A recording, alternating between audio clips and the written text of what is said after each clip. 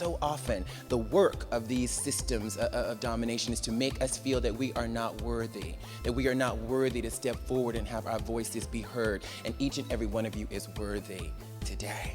Each and every time I took the court, it was just a private moment that I had. I'm so proud now of everything that makes me unique. My goal right now is to just encourage all people who play sports to live your life, have an authentic life, and I'm here to support you. Let's be real. In San Francisco, in Chicago, in New York, these young LGBT people who have to flee their hometowns, who are kicked out of their homes, they come here, and the only place they can afford to live is on the street. So who's going to inspire these kids if they can even survive once they get here? Laverne, I want to start by asking you about something that you mentioned in your remarks about contrasting being on the cover of Essence and Time magazine with the state of emergency that exists in the community. How do you square those realities? How do we live in a time where both of those things are possible at the same time? And for you, how are you using your influence and your voice and sort of the power of your presence to change that conversation? Oh gosh. I can't help. It's the funny thing is, I think about, there was a moment 2.5 years ago. It was 2012, in February, and this is before I booked Orange Is the New Black, and I was working in a restaurant in New York City. Called Lucky Chang's. It's a drag queen restaurant. A lot of trans women work in the context of drag. Those of us who have performance backgrounds. I have a fine arts degree in dance. And so I was working there, and I was working there a couple of days a week and pursuing my acting career, going on auditions and doing advocacy work. And that month, I didn't have my rent. And I was very late with my rent, and I got an eviction notice, and I had to go to housing court, which is the second time in my life that had happened, and it was it's a really painful thing to talk about, and I don't like to talk about it, and I have a lot of shame around that too. The fact that like I'm working and I have a college degree and I can't pay my rent this month. What has gone wrong in my life? And I sort of got on a payment plan for my rent. And when I booked Orange Is the New Black later that year, by November, it's the first time that year that it was the first of the month and my rent was paid. And that was a really amazing feeling. And so I feel very just lucky. And I'm just sort of like, how did this happen? That, I feel very blessed that the first of the month comes and I have my rent. And I know that I understand that I'm very lucky that I booked this job on this show that has totally changed my life, and it's been a little bit over a year. So I think about that, and then I think about I'm not so far removed from being one of those trans folks out there, trans women of color, who is struggling to pay their rent if they are lucky enough to have a place to live at all. And I think that I got lucky. And I've worked very hard too. But I think that we have symbols in this country. I think about Jason Collins being the first openly gay person to compete in a team sport, gay openly gay man. And we have these, or President Barack Obama being the first black president. So we have these symbols, but that these symbols do not mean that these systems that we exist under are being dismantled. Right?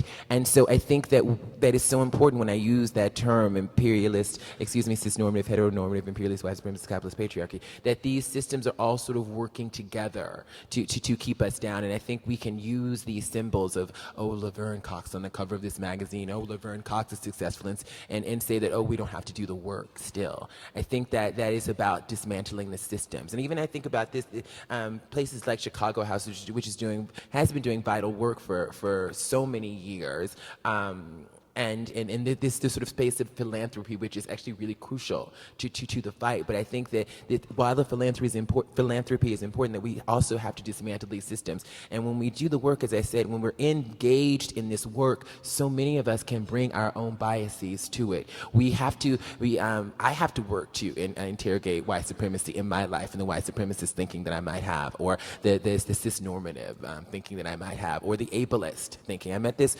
I'm rambling a little bit.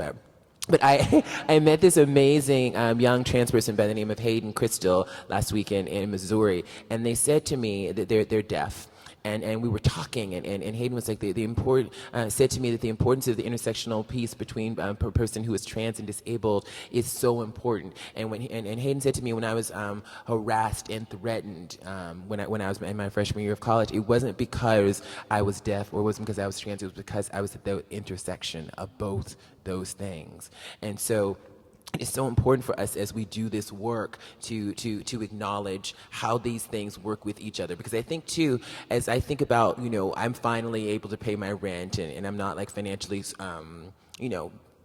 hard up at the moment. And I think, oh my God, I've gotten here. I should not talk about white supremacy. I should not use that phrase. I should not talk about poor people. I should toe the line and try to be the good little girl and not say what I think needs to be said. And I think that's how these forces work with each other to keep us from doing the work that we really have to do. So let's build up, please.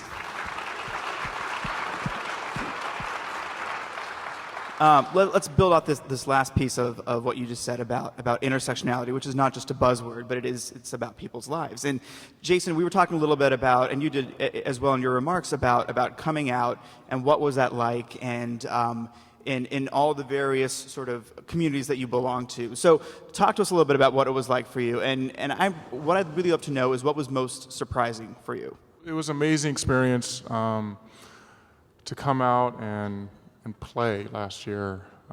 My teammates, I played 13 years in the NBA, 12 of which I was in the closet. Last year I was out. But in the locker room, you hear language, you hear homophobic language being used. And some of the players who I heard using certain words, once I came out, they reached out to me, called me and expressed their support. And some of them apologized because sometimes people use words and there's a lack of awareness or they just don't know, they're not educated about how it affects your teammates or someone who you don't think is in the room.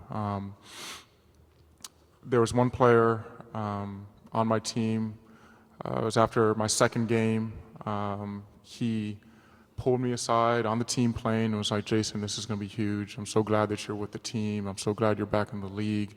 And it means a lot to me to have my teammates support me. And it just shows that professional athletes, a lot of us, it comes down to, can you help the team win? A lot of us growing up in team sports learn about sacrifice and also learn about bringing all kinds of different people together.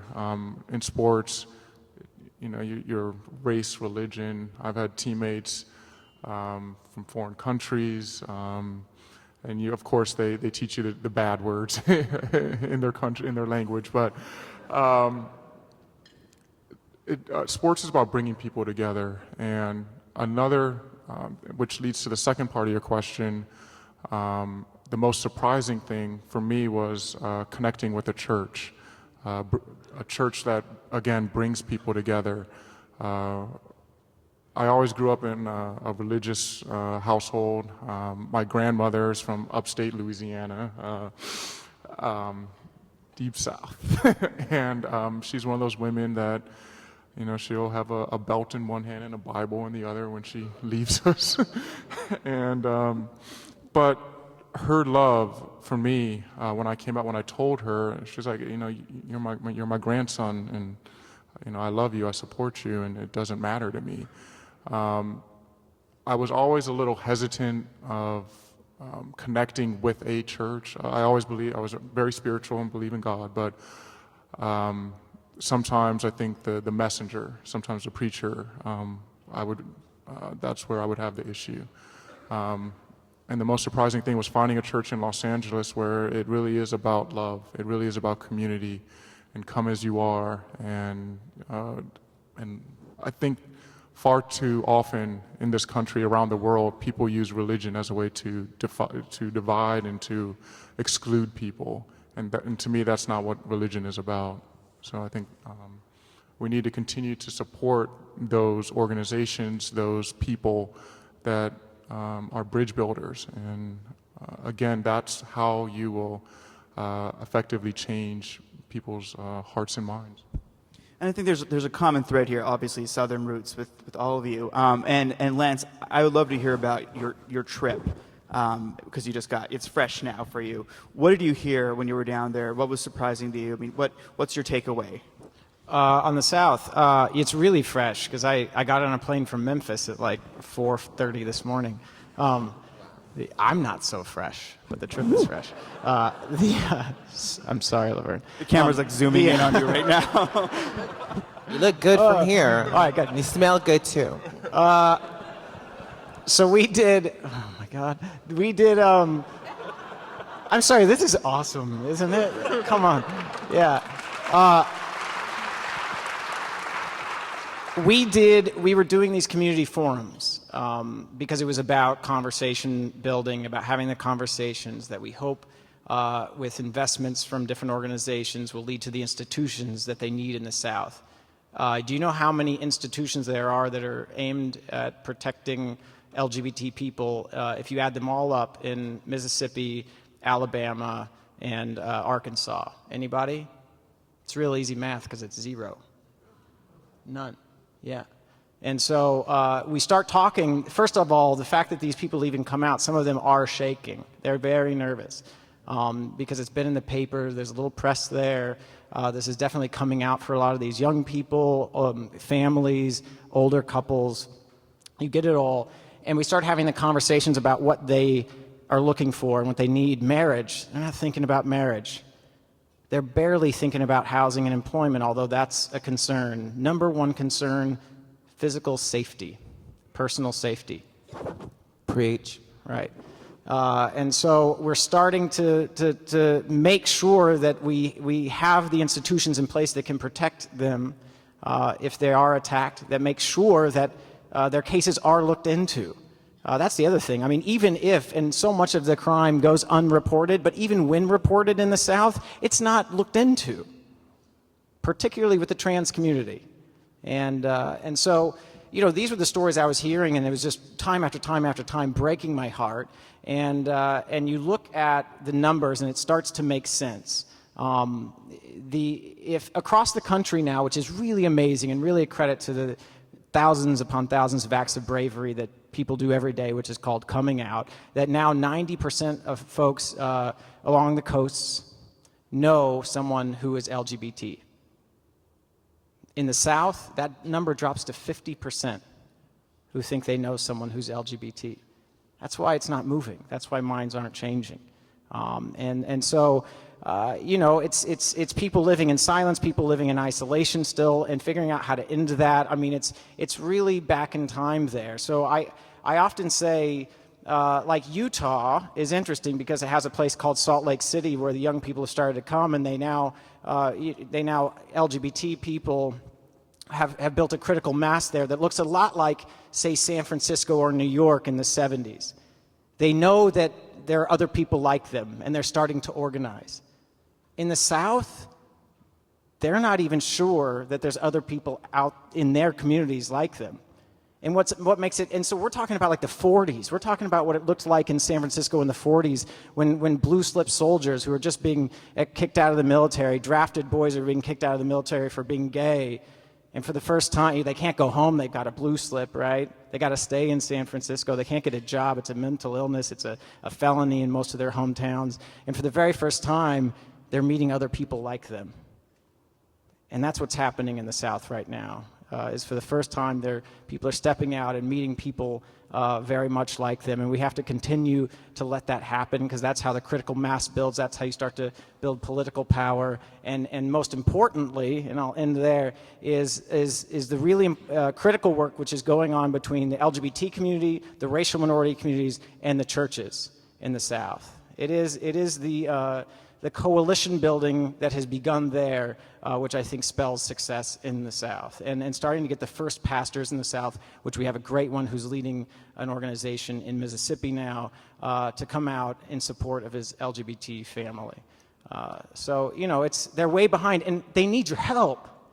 You know, I mean, they need your help on things like making sure that we get legislation put in place, an omnibus, all-inclusive piece of legislation in front of the federal government that at least gives them the promise for not just housing and not just education, or not just employment, but also education throughout the South and at the federal level. So it's not just going to apply to those of us living in these privileged areas, but to these people in the South. Give them that message of hope. And I know it sounds unreasonable, but it really would be a symbol of hope for them.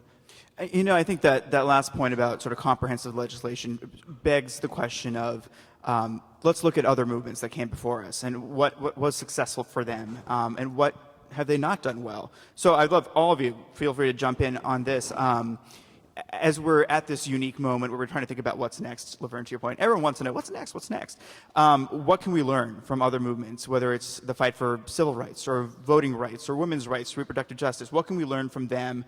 And what can we learn from sort of turning an inward eye and looking at our own movement and our roots of our movement, which existed before marriage equality? What can we learn from that? And what do you hope we take away? That's a big question.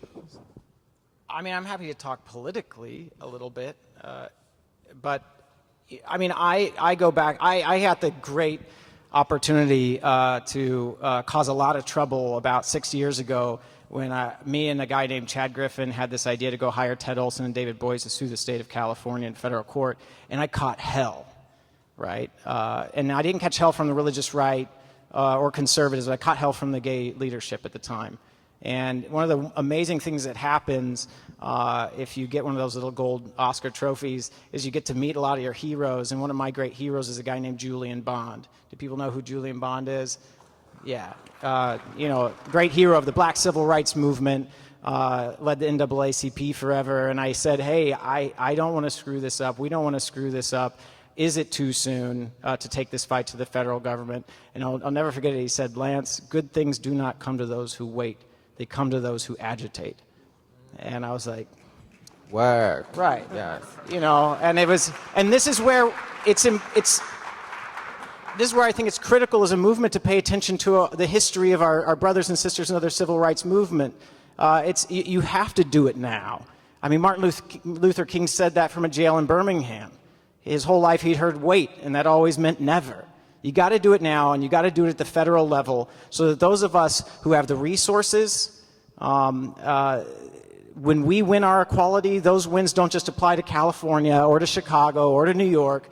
Those wins apply at the federal level, and they apply to our brothers and sisters down south as well. But yeah, the thing for me is I can't help but think about how, 50 years after, Voting Rights Act and Civil Rights Acts were signed into law, that we still have things like what's happening in Ferguson for black folks, that even though we have anti-discrimination policy in place for people of color and for women, that we still are living in a misogynist patriarchal state, that we're still living in a white supremacist state, that black and brown folks are being profiled by the police disproportionately, are still disproportionately living in poverty. So that the policy piece is crucial, but there's something that is happening around stigma and around the hearts and minds piece that Jason was talking about, that is not enough to have policies in place, that we also have to change how we think and how we act and treat each other, or the policy actually doesn't matter, or there will be folks in the Supreme Court with the Voting Rights Act who will gut that, and then states are all of a sudden passing these prohibitive voter suppression laws. So there's a larger issue of changing hearts and minds and moving stigma away from various identities. I think that's crucial. Well, I'm sitting between two people who are absolutely doing that, and it's, I think, in sports and in film, and certainly as we're talking about movies and television, having diversity that is reflective of the real world in the writer's room and as the directors is critical. Amen. Yeah. And the I'm studios very as proud. well. No, I'm so proud of one of my first executive producing projects that has made it to television. It's premiering on Friday. It's called Laverne Cox Presents the T Word. It's premiering on MTV and Logo at 7 p.m. Eastern, 6 p.m. Central, and It takes a look at the lives of 7 young people between the ages of 12 and 24 who are trans, and it's a diverse group of folks in terms of socioeconomic background and race and gender, and what I'm so proud of is because I do believe that the media can play a really important role. I think for trans folks, especially because a lot of, as you said, a lot of folks, say they know LGBT people, but very few people say they know someone who is trans across this country. So the media becomes really important. How we tell trans stories in the media become really, really crucial in terms of changing hearts and minds and lifting stigma. So I'm really proud to have been, and it was challenging being a Black trans woman in a decision-making, position at, this big, TV network. But having been involved in that process, my presence there, not only as a Black trans woman, but as a trans woman who has an oppositional worldview, was crucial in the decision-making processes about how we told these young people's stories. I'm so proud of them. I hope you all tune in. They're really courageous. And it's still funny. I love that you were talking about coming out, because as a trans person, it is still a tremendously courageous act to come forward and say that you're transgender when you can be murdered just for walking down the street if someone realizes you're trans. So these 7 young people are so brave and courageous, and I love them, and I think that's the thing. And Lance, we were talking a little bit about your next project. I mean, can you give anyone a sneak preview of sort of what you're thinking about in terms of all these movements and how they fit together? Yeah, can I say one more thing? Because I'm a brat and I have all these ideas. But I think that because I feel like we're leaving one piece out a little bit, which is we talked about legislation that could protect, but certainly culture to change hearts and minds to actually make it easier to get that legislation done and to certainly make people safer. In the meantime, we're in this strange place where we don't have a lot of protections in a lot of the country. Our culture is saying, come out. Young people are doing it. And they're more in harm's way than ever in some ways. And so it's making sure that we have the safety nets in place. I'm so proud of this organization for doing that.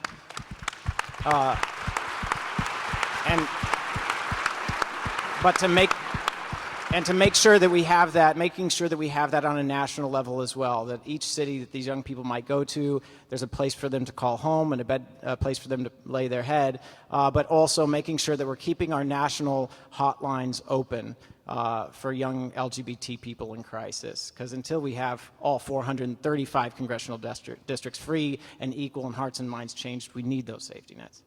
All right. The thing I'm working on is called, I had this really cool experience, which was very different than Milk. Milk was really hard to get made, and that starting about 8 years ago, just going from studio to studio, no one wanted to do it.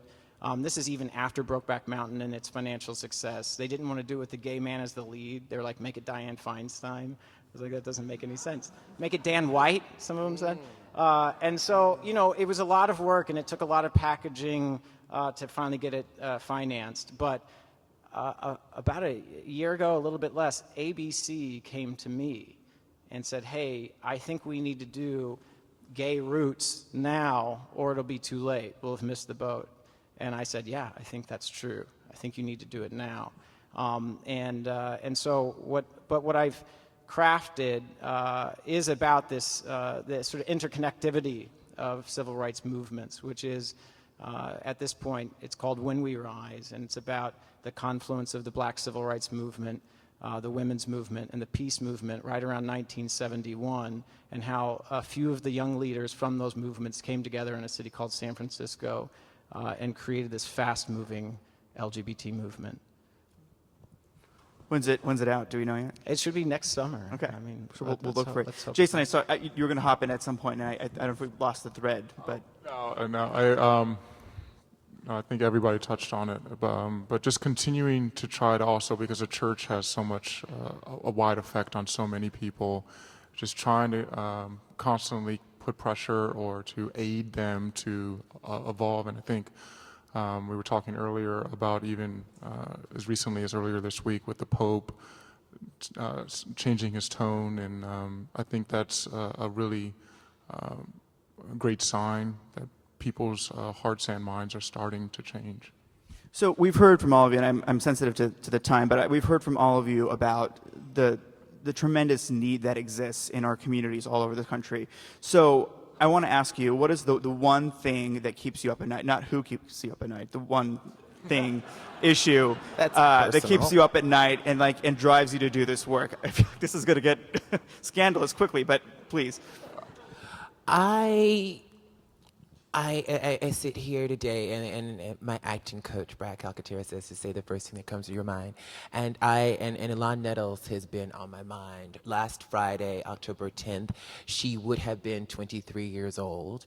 But on August 17th of 2013, she was walking down the street. Walking down the street is often a contested act for trans people, particularly trans people of color. And she was walking with a friend of hers, and was catcalled by a group of young men. And one of them realized she was trans, and she was beaten into a coma.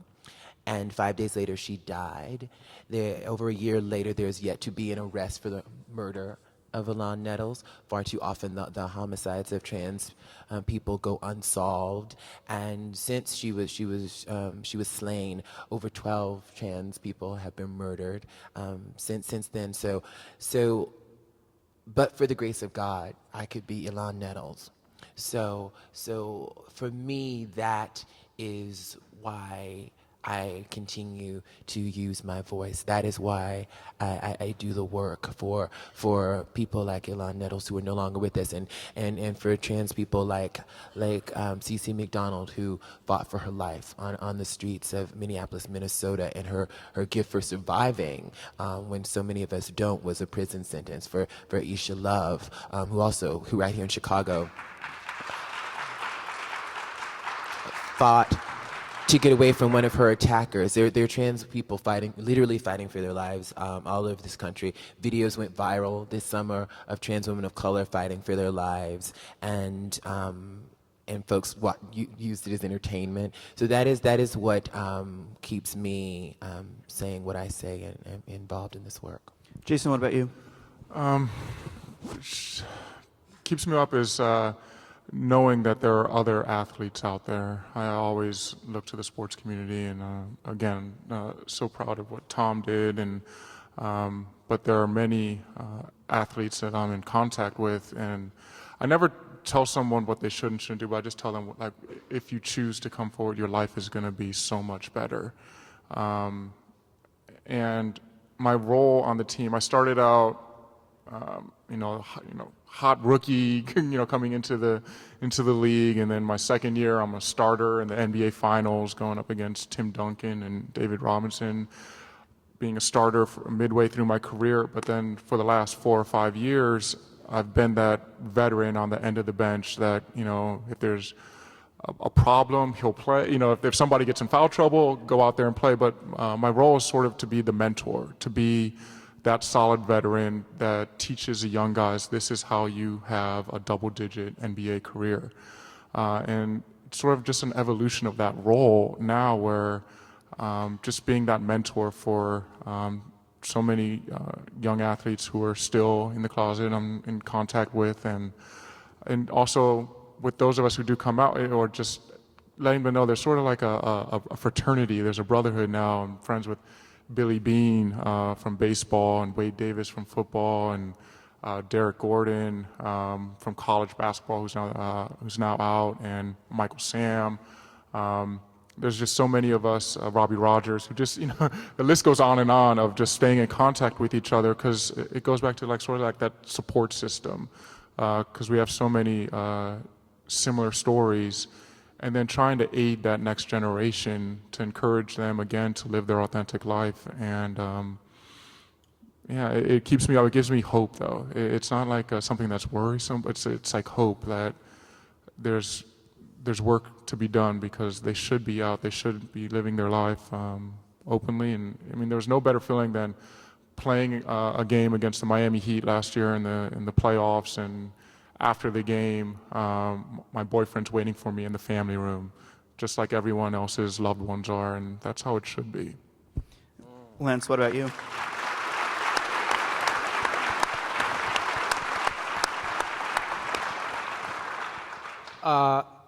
What keeps me up at night, I mean, things like this. I grew up a really shy kid. my mom took me to kindergarten, and I set in on like a panic attack when I saw all these little kids' faces look up at me. And I spent like the first 2 years with the principal, as I couldn't be around kids. So I was really, really, painfully shy. So this stuff is hard for me.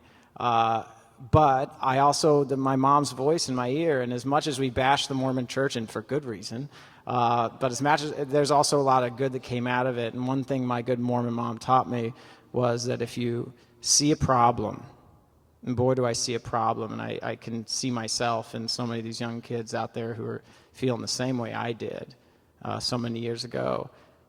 So if you see a problem and you see a solution, and as a student of history, not just LGBT history, but other civil rights movements, if you study our history, there's a lot of solutions for these problems we have today. We've been through some of these things before in different incarnations.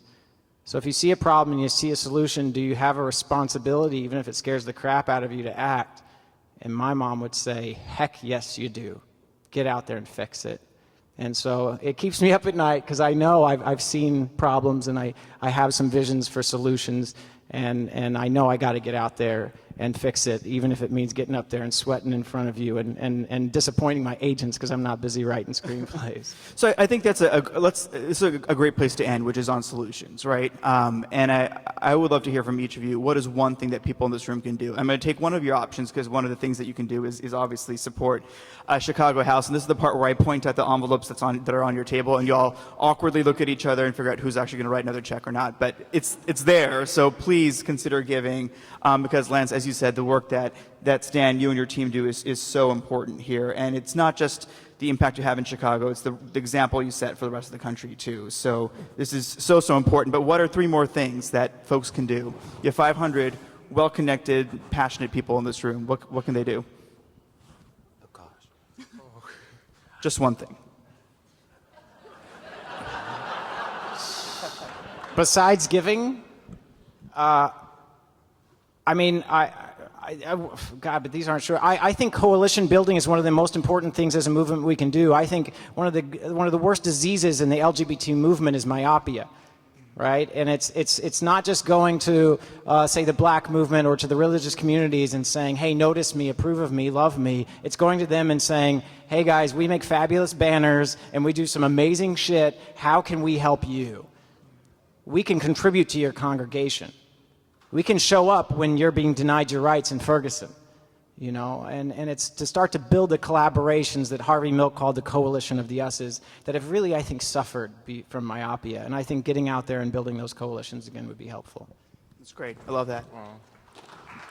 Either one of you? For me, it would be around that. I think for me, it's about critically interrogating our positionalities and being able to ask ourselves very difficult questions about how we're located, how our work is being informed by cis-normative, heteronormative, imperialist, white supremacist, capitalist patriarchy. And in that interrogation, ask ourselves, how can we act differently? How can we act differently? That's what I would say. Great.